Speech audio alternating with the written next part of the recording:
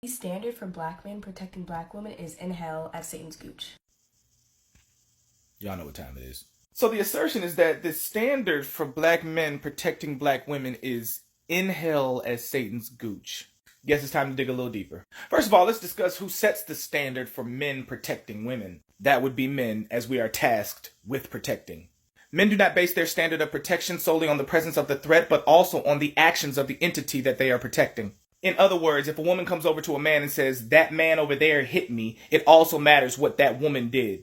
The man that hit her would be the threat. She would be the entity of whose actions we would scrutinize in order to determine the standard of protection that we will give at that particular time.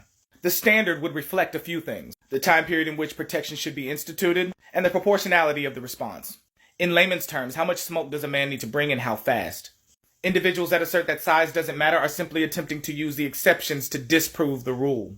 There's a reason weight classes exist in professional fighting. Moral to the story, as we continue to talk about female protection, if a man is Kevin Hart's size, I might be alright just showing up with these bare knuckles. But if it's Terry Crews size, I might want to bring a strap.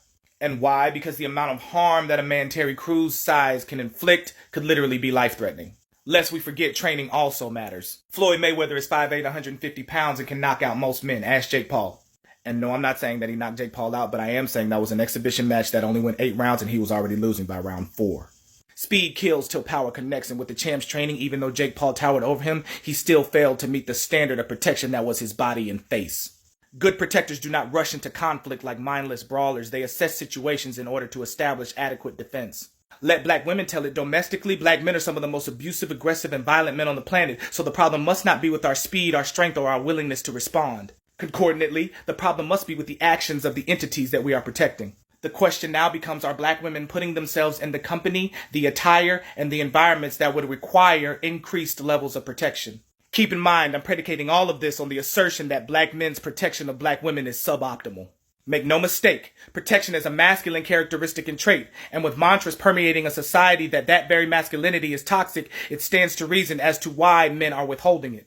To add, company, attire, and environments are not the only criteria men observe to determine whether or not they will provide their protection. How a woman acts also makes a difference. So concurrently, the next question is, can women be antagonistic? Do women have the power with their words, hand gestures, and mannerisms to incite altercation?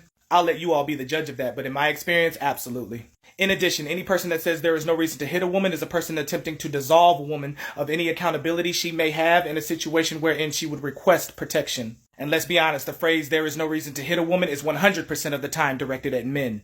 So if Queen Latifah initiates conflict with the woman that I'm with that's Ariana Grande's size and begins to get the best of her, I'm not supposed to help. I guarantee you no man is going to sit back and watch the woman that he loves get maxed out by anybody just because he ain't supposed to hit women. Go get a drink and get your ass back here for part 2.